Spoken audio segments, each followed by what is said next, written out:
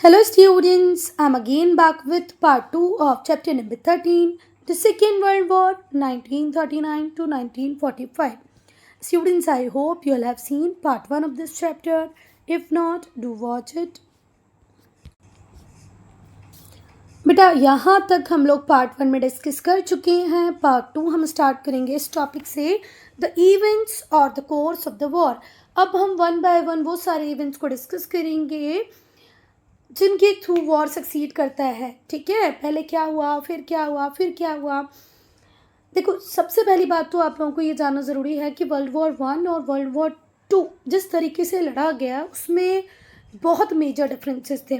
World war 1 में हमने trenches बनाई, ट्रेंचेस के थ्रू वॉर लड़ा. पर वर्ल्ड वॉर 2 में ट्रेंचेस बनाने जितना टाइम ही नहीं दिया, सडन अटैक, फास्ट अटैक. ठीक है, तो हिटलर ने एक नई मेथड ऑप्ट की वॉरफेयर की, युद्ध लड़ने की एक नई टेक्निक को ऑप्ट किया हिटलर ने, जिसका नाम है ब्लिट्जक्रीग. क्या नाम है बेटा? ब्लिट्जक्रीग, जिसका मतलब होता है sudden attack, quick attack, lightning. जैसे बिजली कब कड़केगी, कैसे कड़केगी, हमें आइडिया नहीं होता ना, एकदम से लाइटनिंग को फ्रैक्शंस ऑफ सेकेंड लगते हैं और ख़त्म, जिसको हम प्रेडिक्ट भी नहीं कर सकते. ऐसा ही था ब्लिट्जक्रीग, एक नया तरीका जिसको आप प्रेडिक्ट नहीं करते हैं, कर पाएंगे. एरियल अटैक होगा, नेवी आएगी, इन्फेंट्री आएगी, आर्मर टैंक्स आएंगे. बिल्कुल टाइम ही नहीं देना है सामने वाले को कि वह सोच समझ पाए, आपके सामने खड़ा भी हो पाए, बिल्कुल नहीं. ठीक है, तो हिटलर ने अडॉप्ट किया एक नए मेथड को वॉरफेयर के, जिसका नाम था ब्लिट्जक्रीग. ठीक है, जबकि वर्ल्ड वॉर 1 में ऐसा नहीं था. वर्ल्ड वॉर 1 बहुत स्लो पेस से लड़ा जा रहा था. पहले ट्रेंच बनाई जाती हैं, ट्रेंच के थ्रू वॉरफेयर होता है. पर वर्ल्ड वॉर 2 में तो मौका ही नहीं दिया इन चीज़ों का. ब्लिट्जक्रीग का मतलब होता है lightning, that is quick attack, sudden attack. ठीक है, अब देखो, जो सपोज करो मुझे यहाँ पोलैंड पर अटैक करना है, मैं हिटलर हूँ, तो मैं साथ ही साथ मेरी इन्फेंट्री को भी भेज दूंगी, जाओ फटाफट से पोलैंड को अक्वायर कर लो. पीछे से या पैरेलली आर्मर्ड टैंक्स भी आ रहे हैं जो यहाँ से अटैक कर रहे हैं, तो आप इन्फेंट्री से लड़ पाते, आर्मर्ड टैंक्स पे लड़ पाते. उसी बीच आप देख रहे हो कि आपके ऊपर बॉम्ब भी गिराए जा रहे हैं, एरियल अटैक भी हो रहा है, आर्मर्ड टैंक्स भी अटैक कर रहे हैं, इन्फेंट्री डिवीजन भी अटैक कर रही है. आपको बचने का एक भी मौका नहीं दिया जाएगा. This is what ब्लिट्जक्रीग. Infantry divisions and armoured tanks stormed into Poland. Poland के ऊपर दोनों ने अटैक किया. इन्फेंट्री डिविजन्स भी पहुंच गए, आर्मर्ड टैंक्स भी पहुंच गए. ठीक है, और वो भी वेरी फास्ट स्पीड से. ये दोनों काफ़ी थे, पर इसके साथ साथ हिटलर ने एरियल बम्बार्डमेंट भी करवाया. ठीक है, ये दोनों तो हैं हैंड इन हैंड, साथ ही साथ एरियल बम्बार्डिंग भी हो रही है. अब मुझे बात बताओ, पोलैंड को तो इतना भी टाइम नहीं मिल पाएगा कि वो कॉल करके किसी को बता दे भाई ऐसा हो रहा है, ऐसा हो रहा है. वो समझ ही नहीं पा रहा है क्या हो रहा है. ठीक है, as no aid reached Poland. इतने कम टाइम में कौन हेल्प करने पहुंच पाता पोलैंड की? कोई भी नहीं. As no aid reached Poland, इतना सडन, इतना क्विक था सब कुछ कि कोई पोलैंड की हेल्प के लिए पहुंच नहीं पाया. The Poles finally surrender to Germany on 28 सितंबर 1939. पोलैंड हिटलर अक्वायर कर लेते हैं 28 सितंबर 1939 को. पोलैंड खुद ही सरेंडर कर देता है, क्योंकि यहाँ पोलैंड को टाइम ही नहीं मिल पाता कि वो खुद लड़ पाता या किसी को बुला पाता लड़ने के लिए, या कोई और उसकी हेल्प के लिए पहुँच पाता. ठीक है, चलें आगे. अब नदन वॉर्स को हम डिस्कस करेंगे.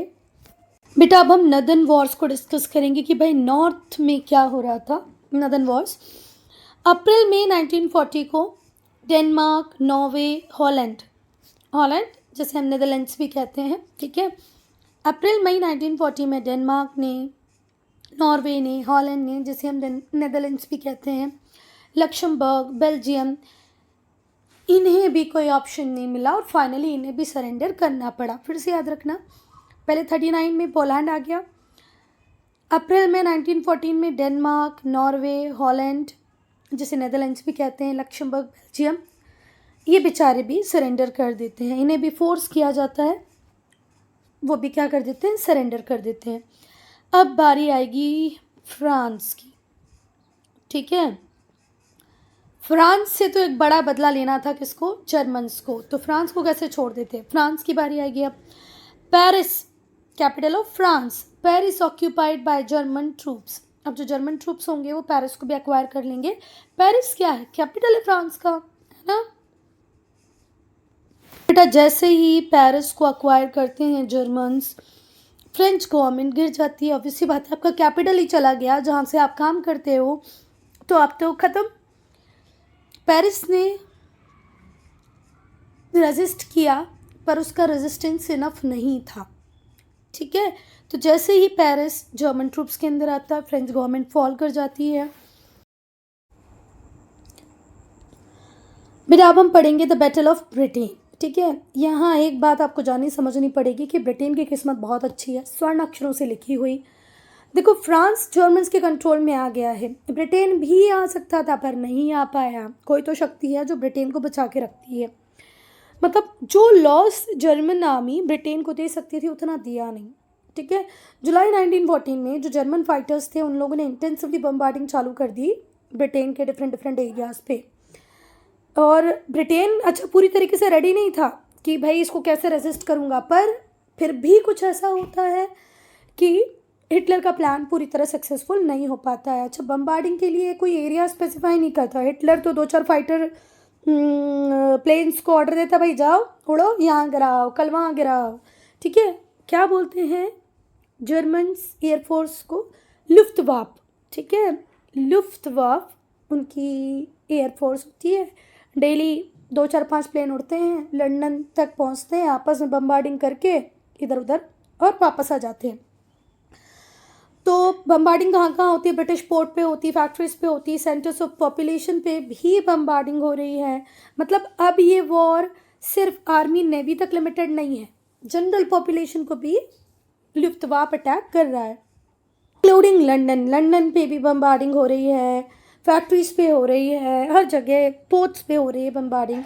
अब उस टाइम नए नए पीएम बने थे ब्रिटेन के, विंस्टन चर्चिल। अब विंस्टन चर्चिल के पास तो जवाब ही नहीं क्या करना चाहिए आगे, तो वो अपने लोगों को ही समझाते हैं, भाई आप लोग डरेंगे नहीं, हमारा जो लॉस हो रहा है वो हम मानते हैं कि लॉस है, ठीक है, पर हमें अपने आप को स्ट्रॉन्ग बनाना है, तभी हमें ग्लोरियस विक्ट्री मिलेगी। और वो अपने लोगों से कहते हैं, मेरे पास ऑफर करने को कुछ भी नहीं है, ब्लड है, टॉयल है, टीयर्स है और स्वेट है। हम मेहनत से लड़ सकते हैं, हमारे पास खून है, बस खून दे दो आप, मेहनत करो आप, आंसू पसीना, इसके अलावा हमारे पास कुछ है क्या, नहीं कर सकते हैं, तो बस अब हमें लड़ना है, कुछ भी हो मर जाएंगे पर लड़ते लड़ते मरेंगे। मतलब इस तरीके से वो अपनी पॉपुलेशन को समझाने लगते हैं। इसके अलावा भी डिफरेंट इवेंट्स होते हैं जिसकी वजह से हिटलर टाइम बीइंग अपने ऑपरेशंस को ब्रिटेन के अगेंस्ट में रोक देते हैं, ठीक है। क्या लाइन बोलते हैं विंस्टन चर्चिल, ये लाइन पूछी जा सकती है कि हु सेड दिस, है ना। I have nothing to offer, मेरे पास और कुछ ऑफर करने को नहीं है, क्या है, सिर्फ blood, toil, tears and sweat, खून है, पसीना है, आंसू है, मेहनत है। अब आप लोग इसी के ऊपर काम करें और जीते। फिर बहुत सारे इवेंट्स ऐसे भी होते हैं जिसकी वजह से हिटलर पोस्टपोन कर देता है अपने ऑपरेशंस को अगेंस्ट ब्रिटेन। अब हम देखेंगे supplies of arms and other goods from United States of America. अब हम देखेंगे यूनाइटेड स्टेट्स ऑफ अमेरिका का क्या रोल था।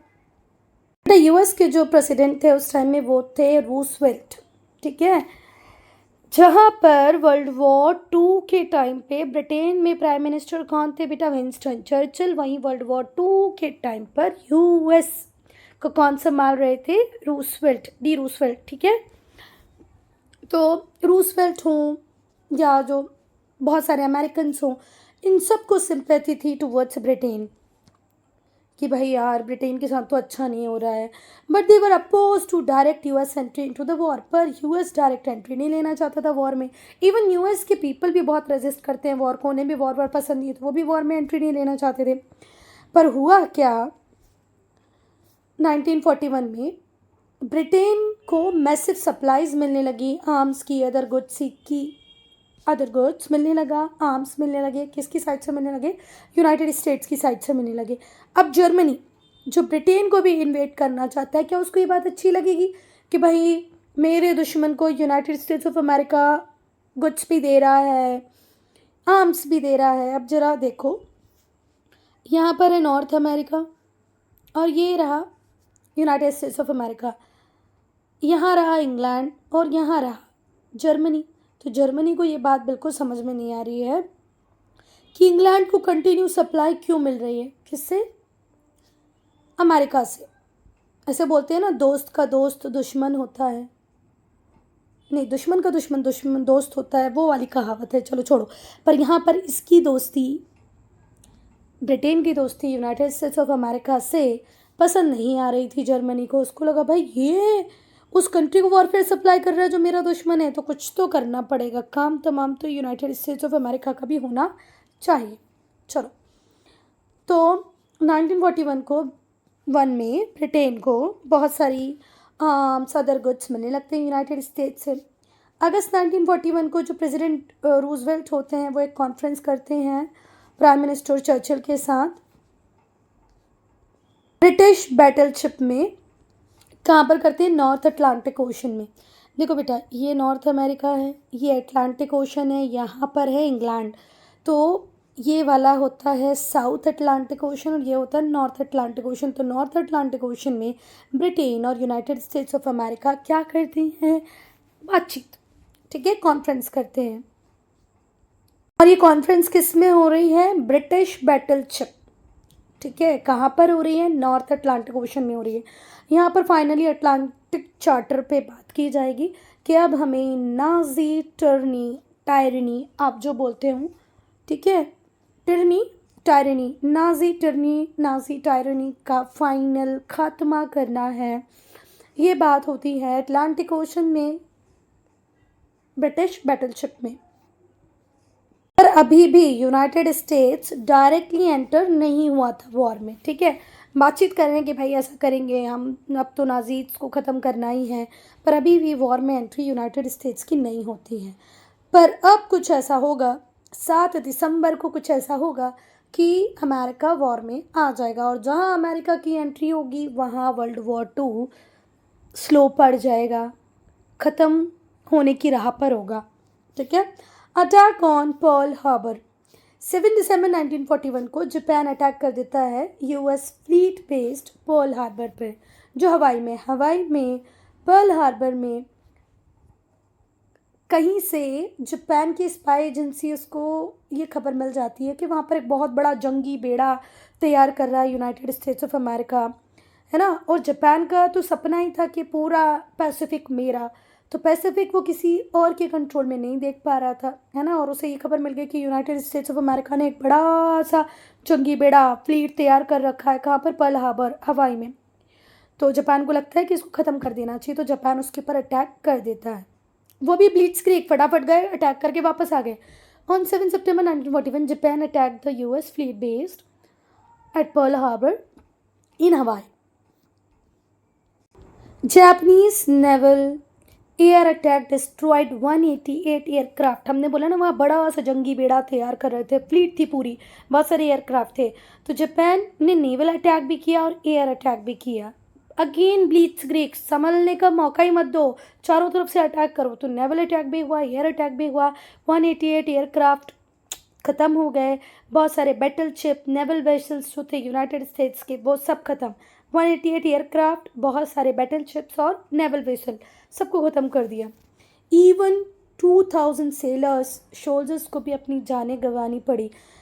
इन सब में तो बहुत सारा पैसा गया यूनाइटेड स्टेट्स का कि भाई बैटलशिप गई, नेवल वेसल गए, 188 एयरक्राफ्ट गए, पर बेटा ये 2000 सेलर्स, सोल्जर्स, इनकी लाइफ का ज़्यादा दुख था यूनाइटेड स्टेट्स ऑफ अमेरिका को। Such a loss brought United States into World War 2। अब यूनाइटेड स्टेट्स रुकने वाला है क्या, बिल्कुल नहीं रुकने वाला है, अब वो वॉर में आएगा। बेटा ये 75th एनिवर्सरी का फ़ोटो है पर्ल हार्बर की, जिसमें आपको विक्टर पैराडाइस और रिचर्ड थिल दिख रहे हैं। ये दोनों ही व्हील चेयर पर बैठे हैं। ये वो लोग हैं जो इस अटैक के बाद सरवाइव कर पाए थे। क्या कर रहे हैं, सल्यूट कर रहे हैं नेशनल फ्लैग को। एक सेरेमनी हो रही है मिनेसोटा में, मिनेसोटा हिस्ट्री सेंटर में, वहाँ पर, ठीक है। कब हो रही है, 2016 में। 8 दिसंबर 1941 को यूनाइटेड स्टेट्स वॉर डिक्लेयर कर देता है जापान के ऊपर और दूसरी एक्सिस पावर्स के ऊपर, जर्मनी और इटली। अब यूनाइटेड स्टेट्स ऑफ अमेरिका आ गया है, अब खैर नहीं है जापान, जर्मनी और इटली की। अब हम देखेंगे एक गलती हो जाएगी हिटलर से, ठीक है, हिटलर अगर ये गलती नहीं करता तो शायद अपनी पोजीशन और अच्छी रख पाता, है ना। पर हिटलर से ये गलती हुई कि उसने इन्वेड किया रशिया को। रशिया एक बहुत बड़ा एरिया है बेटा, इसका इन्वेजन इतना आसान नहीं है। एक तो एक्सट्रीम कोल्ड वेदर होता है वहाँ पर, बहुत ज़्यादा ठंडियाँ पड़ती हैं, उससे लड़ना पॉसिबल नहीं है, इतने बड़े एरिया से लड़ना पॉसिबल नहीं है। और साथ ही साथ जो फोर्सेस वहाँ पर बन गई हैं उन्हें भी हराना आसान नहीं है। German army relentlessly moved into Russia. German army moved relentlessly to Russia, capturing city after city. Initially तो ऐसा लग रहा है कि वाह जर्मनी जीत रहा है, रशिया हार रहा है, एक के बाद एक सिटी हिटलर के हाथों में आती जा रही है। पर जुलाई 1942 को एक लॉन्ग ड्रॉन आउट बैटल होता है स्टालिनग्राड में। जो रशियन ट्रूप्स होते हैं वो डिफेंड करते हैं सिटी को बड़ी ही डिटर्मिनेशन से। 31 जनवरी 1943 को जो जर्मन कमांडर होते हैं वो सरेंडर कर देते हैं रशियन आर्मी के अगेंस्ट में। इतना मारते हैं जर्मन आर्मी को, इतना मारते हैं कि पलट पलट के भागती हुई जर्मन आर्मी बस यही सोचती भैया पीछा छोड़ दो यार, अब तो छोड़ दो मुझे। और फाइनली 31 जनवरी 1943 को जर्मन कमांडर सरेंडर कर देते हैं रशियन आर्मी के अगेंस्ट में। तो रशिया का इन्वेजन का जो सपना था हिटलर का वो भी अधूरा रह गया। ब्रिटेन लूटना भी संभव नहीं हो पाया। मतलब ये दो एरियाज ऐसे रहे जहां हिटलर की प्लानिंग पूरी तरह फेल रही। Now defeat of the axis powers. अब हम पढ़ेंगे भाई हमारी एक्सिस पावर्स हार गई। कौन थी एक्सिस पावर्स? जर्मनी, जापान और Italy. End of fascism in Italy. Italy में फैसिज्म का खात्मा हुआ। जुलाई 1943 को जो अलाइज थे वो अटैक कर देते हैं इटली पे भी। पहले ऑक्यूपाई करते हैं सिसिली को, फिर वो रोम तक पहुंचते हैं। मसोलिनी को डिसमिस कर दिया जाता है, एक नई सरकार बन जाती है, ठीक है।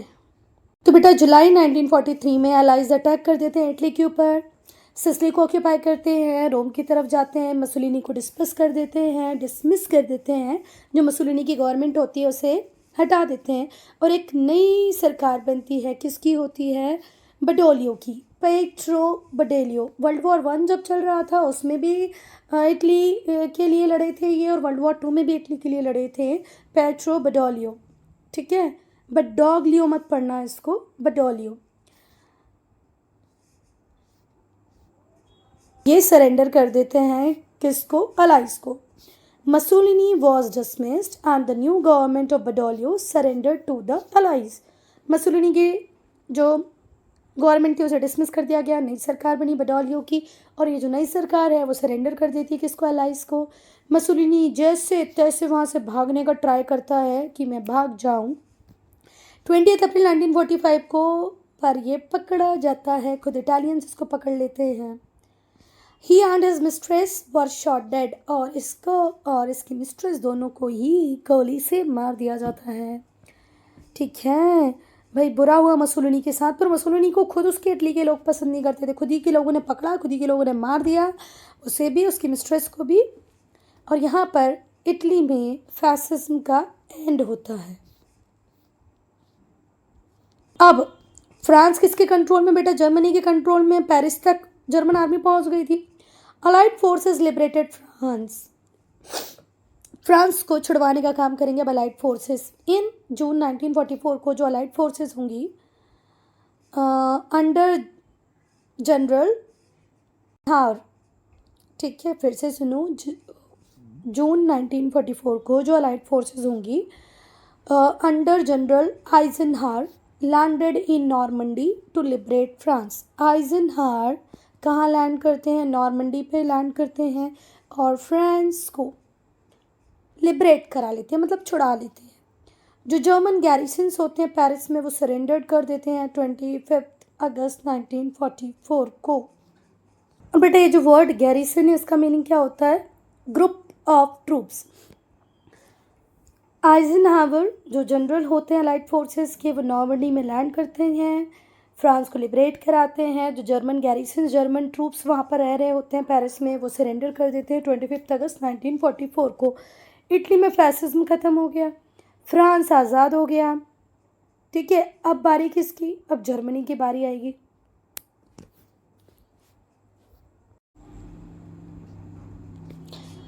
अब बेटा हम पढ़ेंगे द फॉल ऑफ बर्लिन। यहाँ पर मैं आपको पैराग्राफ पढ़ाऊँ उसके पहले हिटलर की एक ब्लंडर मिस्टेक डिस्कस करना चाहती हूँ। देखो, अगर हम मैप देखें तो ये है अटलांटिक ओशन, यहाँ पर है इंग्लैंड, ये इंग्लिश चैनल, यहाँ है फ्रांस, यहाँ है जर्मनी और यहाँ है रशिया।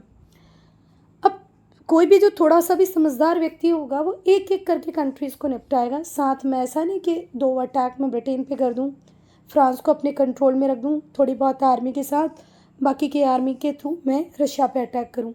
ये गलत बात है भाई। आपकी स्ट्रेंथ 3 जगह डिवाइडेड है, पर इनकी स्ट्रेंथ आपके ऊपर ही काम करेगी, उनकी आर्मी आपके ऊपर ही काम करेगी, इनकी आर्मी आपके ऊपर ही काम करेगी। तो ये बात थोड़ी सी हिटलर को पहले समझना चाहिए था। पहले या तो इसको पूरी तरह ख़त्म कर दो, इसको पूरी तरह ख़त्म कर दो, फिर इसके ऊपर अटैक करो, या पहले इसे पूरी तरह ख़त्म कर दो फिर इसके ऊपर अटैक करो। पर हिटलर ने ऐसा नहीं किया। जो जर्मन्स थे वो बेचारे फंस गए, क्योंकि जर्मन्स ने ब्रिटेन के ऊपर भी अटैक किया हुआ था। ठीक है, अमेरिका वॉर में क्यों आ गया? क्योंकि जापान ने पर्ल हार्बर को अटैक किया। तो अब एक साइड से तो जर्मन्स को घेर लिया है ब्रिटिश और अमेरिका ने, दूसरे साइड में रशियन फोर्सेस उन्हें खदेड़ते हुए ला रही हैं, है ना, मारते हुए ला रही हैं। When the allied forces close to Berlin itself, जब अलाइड फोर्सेस ब्रिटेन के पास आ गई, हिटलर ने सुइसाइड कर लिया, क्योंकि हिटलर को पता था कि मेरा बचना तो मुश्किल है, इन लोगों के हाथ से मरूं, इससे बेटर है मैं खुद ही मर जाता हूँ। तो जब उसने देखा, क्या देखा, यहाँ मैं हूँ, यहाँ रशियन सारे हैं, यहाँ ब्रिटेन आ रहा है जिसको सपोर्ट कर रहा है अमेरिका, तो बेटर है कि मैं खुद ही गोली मार लूँ। और वो गोली मार के मर जाता है, खुद को शूट कर लेता है। उसके साथ इसकी वाइफ भी होती है जिसका नाम होता है ईवा ब्राउन, उसे भी मार दिया जाता है, वो भी मरती है। हिटलर ही पहले उसे मारता है, खुद मरता है फिर। Hitler committed suicide in an underground bomb shelter, जिस अपने बंकर में ही हिटलर अपने आप को भी गोली मार लेता है, ईवा ब्राउन भी मर जाती हैं। ऑन 7 मई 1945 जो लास्ट जर्मन आर्मीज थी वो सरेंडर करती हैं ब्रिटेन, फ्रांस और अमेरिका के रिप्रेजेंटेटिव्स को और रशिया के रिप्रेजेंटेटिव को। ठीक है, 7 मई 1945 को जो लास्ट जर्मन आर्मी होती है वो सरेंडर कर देती है ब्रिटेन, फ्रांस, अमेरिका और रशिया को। 8 May was the day of celebration of victory in Europe, और 8 मई क्या होता है? सेलिब्रेशन का डे हो जाता है। पर अभी भी कोई तो है जो खुला घूम रहा है, वो है जापान। अब जापान नेक्स्ट टारगेट होगा, ब्रिटेन का, फ्रांस का, अमेरिका का और रशिया का। Now victory over Japan. Japan ने कनकर कर लिया था थाईलैंड को, मलय को, मतलब मलेशिया को, बर्मा, पहले का म्यांमार, नहीं आज का म्यांमार, पहले का बर्मा। ठीक है, जापान ने पहले किसको कनकर किया? थाईलैंड को, फिर मलय जिसे आज मलेशिया कहते हैं, फिर बर्मा जिसे आज म्यांमार कहते हैं, फिलीपींस को, और कंटिन्यू फाइट कर रहा था वो अमेरिका से पैसिफिक में। जो अमेरिकन नेवी होती है, एयरफोर्स होती है, जापानीज फ्लीट को डिस्ट्रॉय कर देती है, पर जापान फिर भी मजबूती से खड़ा रहता है। भाई सरेंडर करने को तैयार ही नहीं होता है। मजबूती से कहाँ कहाँ खड़ा हुआ है? चाइना, मंचूरिया और दूसरे डिफरेंट प्लेसेस में, और बिल्कुल मना कर देता भाई हम सरेंडर नहीं करेंगे। ठीक है, हम बढ़िया है, बहुत बढ़िया तरीके से लड़ रहे हैं और हमारे पास आर्मी, नेवी, बॉम्ब वॉम्ब किसी चीज़ की कमी नहीं है, तुम अपनी चिंता करो। Then finally United States of America के पास एक ही रास्ता बचेगा जापान को सरेंडर कराने का, वो होगा bombing of Hiroshima and Nagasaki. United States of America पहले 4 बार पोलाइटली जापान को समझाएगा सरेंडर सरेंडर सरेंडर, पर जापान तो वाह क्यों सरेंडर, बिल्कुल नहीं सरेंडर। तो अब हिरोशिमा नागासाकी पे क्या गिराए जाएंगे? Bomb. America did not want to prolong the war. अब देखो इतना तो 4-5 साल वॉर चल ही चुका था, अमेरिका भी हर जगह इंस्टेबिलिटी देख रहा था, है ना, वो देख रहा था कि दुनिया भर की इकोनॉमी धीरे धीरे करके कोलैप्स कर रही हैं, मैं जो कुछ बना रहा हूँ मैं उसको एक्सपोर्ट नहीं कर पा रहा हूँ, हर चीज़ में सप्लाई लाइन में प्रॉब्लम आ रही थी। तो अमेरिका को था कि भाई अब वॉर को और नहीं खींचना है, अब वॉर को यहीं ख़त्म करना है। इसलिए जो यूएस होता है वो डिस्क्लोज़ कर देता है एलाइज़ को कि भाई एटम बम जैसी एक डेडलीस्ट वेपन बन चुका है, हमने सक्सेसफुली देख लिया है कि ये काम करेगा, तो क्या फेंक दे जापान के ऊपर। अभी फेंकने की बात नहीं करें, मतलब अभी वो डिस्कस करें एलाइज़ के साथ कि we have made deadliest weapon. ठीक है, अब बताओ क्या करना है। जो अमेरिका के वॉर प्लेन्स थे वो ड्रॉप करते हैं लीफलेट्स, मतलब जो पर्चियाँ होती हैं ना ऐसे जिनके ऊपर लिखा होता है surrender otherwise will throw bomb on you, we have atom bomb, deadliest bomb, ऐसे लीफलेट्स जो वॉर प्लेन्स होते हैं वो ड्रॉप करते रहते हैं। कहाँ पर ड्रॉप करते रहते हैं? जापान के ऊपर। जापान को वार्निंग देते रहते हैं, जापानीज़ अथॉरिटीज़ को वार्निंग देते रहते हैं। America's warplanes dropped leaflets warning the Japanese authorities about the destructive potential of atom bombs। बताते रहते भाई ये जो बॉम्ब बना है इससे ये हो जाएगा, एक तो वैसे ही तुम छोटी कंट्री हो, एक बॉम्ब में तो पूरी ख़त्म हो जाओगे, ऐसे ऐसे करके उसको धमकी देता रहता है। इवन कई बार रिक्वेस्ट भी करता है, अर्ज करता है लड़ाई रोक दो, स्टॉप फाइटिंग। पर जापान तो पता नहीं क्या खाया था भाई, कौन सा कुछ तो किया था जापान ने कि वो सुनने को ही तैयार नहीं था। 6 अगस्त 1945 को पहला बॉम्ब ड्रॉप कर दिया जाता है हिरोशिमा पे। Within a few seconds 80,000 lives were lost and another 70,000 were grievously wounded. समझ रहे हो, इतनी वार्निंग जापान को दी रेडियो पे वार्निंग दी, लीफलेट्स के थ्रू वार्निंग दी, पर हीरो ही तो सरेंडर करने को तैयार ही नहीं, सुजुकी सुनने को तैयार ही नहीं है। सुजुकी हीरो है तो जापान से, वो सुनने को तैयार नहीं, हाँ देते रहो धमकी धमकी, हम नहीं सुन रहे, हम तो लड़ेंगे। और पहला बॉम्ब 6 अगस्त 1945 को हिरोशिमा पे गिरा दिया जाता है। थोड़े ही सेकेंड में, फ्यू सेकेंड्स में 80,000 लोग मारे जाते हैं, 70,000 लोग बुरी तरीके से घायल हो जाते हैं। अब फिर जापान से कहते हैं सरेंडर। अब जापान पर कितना पगला था, इतना सब कुछ देखने के बाद तू सरेंडर कर देना चाहिए था, फिर भी जापान सरेंडर नहीं करता है। तो 9 अगस्त को एक और बॉम्ब गिरा दिया जाता है विद इन 3 days ओनली। और कहाँ पर? नागासाकी पे, पहले हिरोशिमा पे फिर नागासाकी पे। जो एटम बम्स होते हैं वो टू डेडली होते हैं, टू डिस्ट्रक्टिव होते हैं। 3 लाख लोगों मिलकर दोनों सिटीज़ में मारे गए। The atom bombs were too deadly, too destructive. The atom bombs killed more than 3 lakh people in these 2 cities. Many more were left crippled for the whole of their life. पूरी life के लिए कुछ लोग cripple हो गए, किसी का हाथ नहीं था, किसी का पैर नहीं था, भाई बड़ी प्रॉब्लम थी। लगभग 3 लाख लोग मारे गए। जापान की आंखें खुली। अब हिरोहितो सुजुकी को समझ में आया, ओ माय गॉड ये क्या हो गया, ऐसे तो हम नहीं जीत पाएंगे, एक आग बॉम्ब और फोड़ दिया तो हम भी जीवित नहीं रहेंगे। तो इतना डिस्ट्रक्शन देखने के बाद कि भाई अमेरिका के पास एटम बॉम्ब्स हैं, जापानीज़ ने सारी उम्मीदें खो दी। 14 अगस्त को जापान एक्सेप्ट कर लेता है सरेंडर की टर्म्स को जो अलाइज ने बनाई थी, और सरेंडर कर देता है 15 अगस्त को।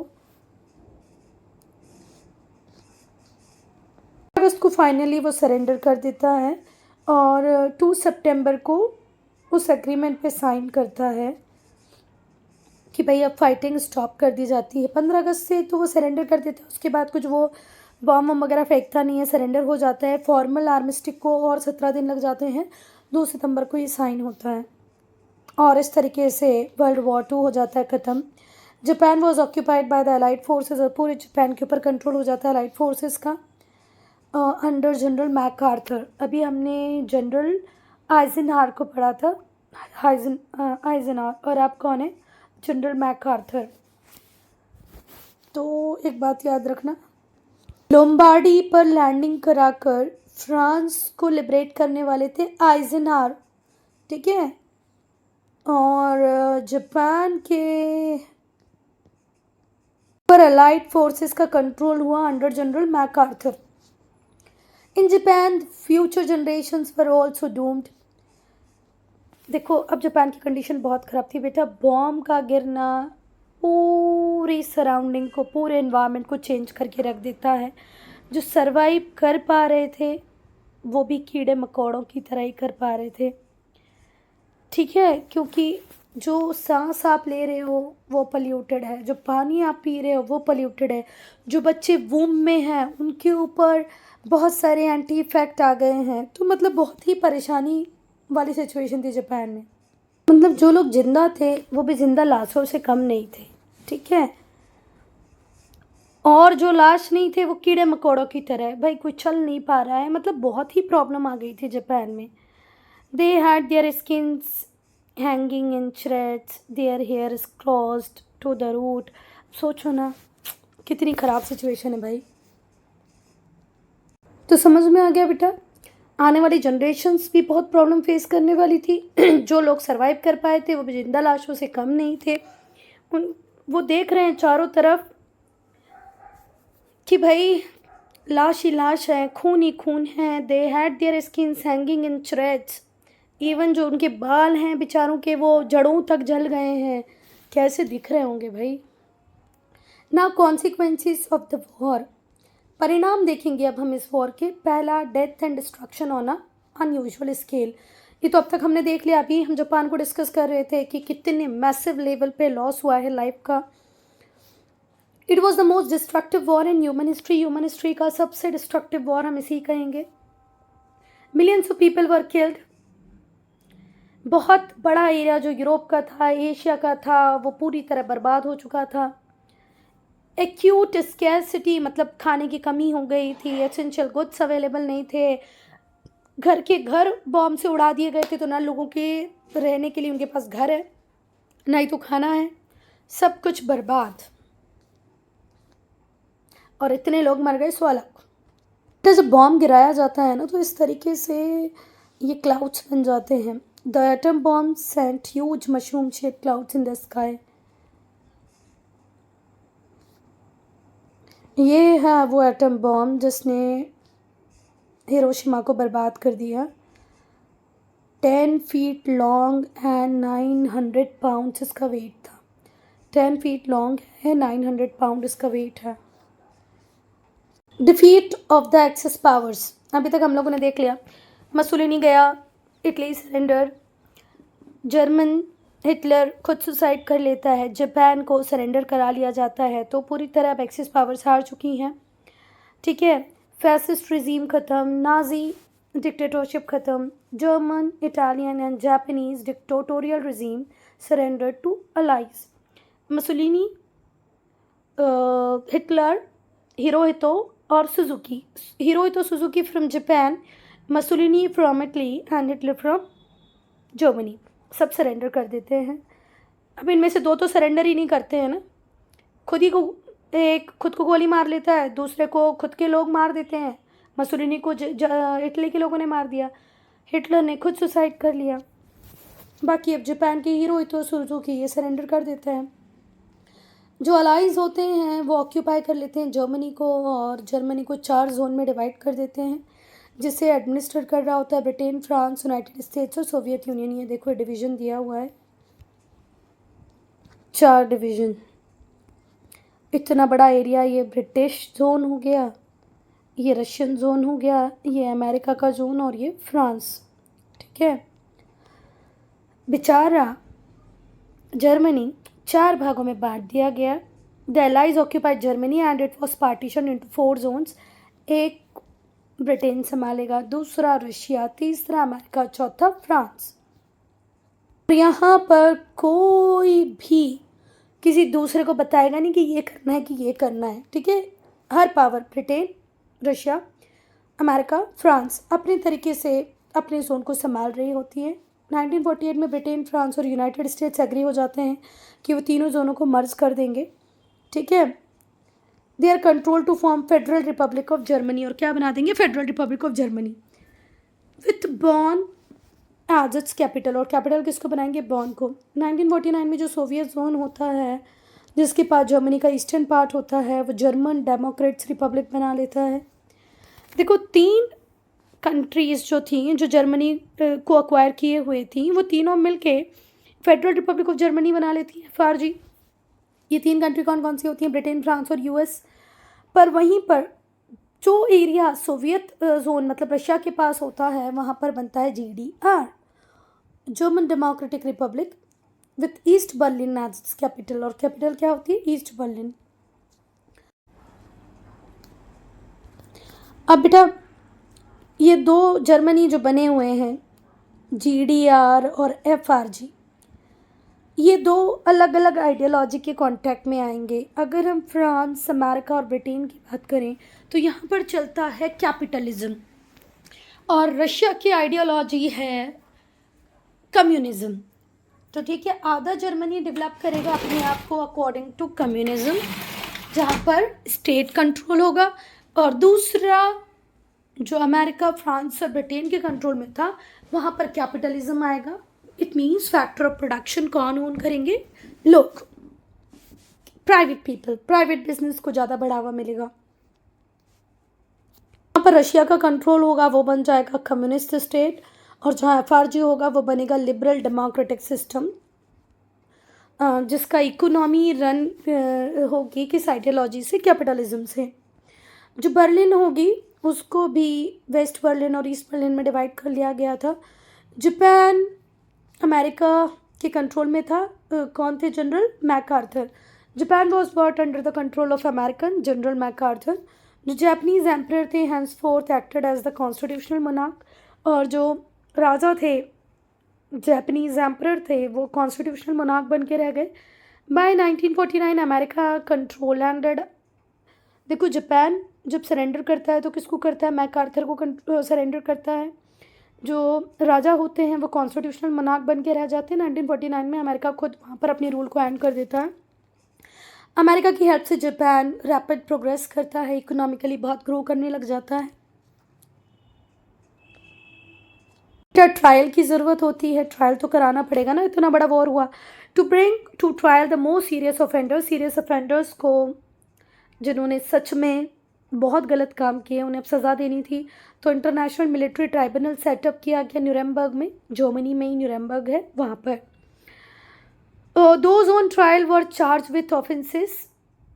देखो, ट्रायल हुआ, उसके बाद जिन जिन के ऊपर चार्जेस लगाए गए कि भाई उन्होंने वॉर के लॉस को वायलेट किया है, क्राइम्स किए हैं अगेंस्ट ह्यूमैनिटी, है ना, ऐसे सिर्फ और सिर्फ 22 लोगों को गिल्टी पाया गया। कितने? 22। वर्ल्ड वॉर 1 के बाद क्या कहा गया था? जर्मनी रिस्पॉन्सिबल है, जर्मनी ये देगा वो देगा फलाना ढिमका। पर अब ब्रिटेन, फ्रांस, रशिया को समझ में आ गया था कि अगर यहाँ पर भी हमने कुछ गड़बड़ कर दी तो वर्ल्ड वॉर 3 इनएविटेबल है। इसीलिए सिर्फ 22 लोगों को गिल्टी पाया जाता है, और उसमें से भी सिर्फ 11 को सजाए मौत दी जाती है। समझ रहे हो कितना चेंज आया? वर्ल्ड वॉर 2 देखने के बाद तो इनकी खुद की रूहें कांपने लग गई थी कि भाई ये हमारी वजह से हुआ। हम अगर ट्रीटी ऑफ वर्साई को इतना एक्सट्रीम नहीं बनाते तो शायद वर्ल्ड वॉर 2 नहीं होता। तो इसीलिए 22 लोगों को गिल्टी पाया गया, जिसमें से कि सेंटेंस टू डेथ सिर्फ 11 लोगों को दिया गया। बेटा, this is the last point which is I am discussing in this part. From part 4 will discuss in part 3। Okay, तो रशिया अंडर स्टालिन।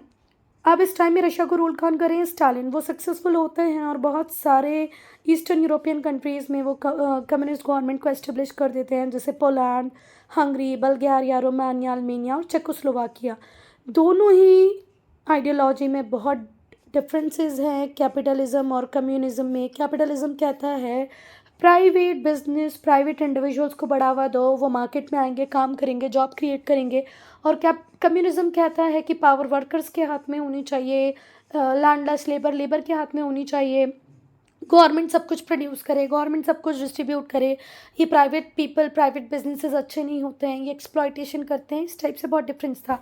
तो यहाँ पर स्टालिन सक्सेसफुल हो जाते हैं।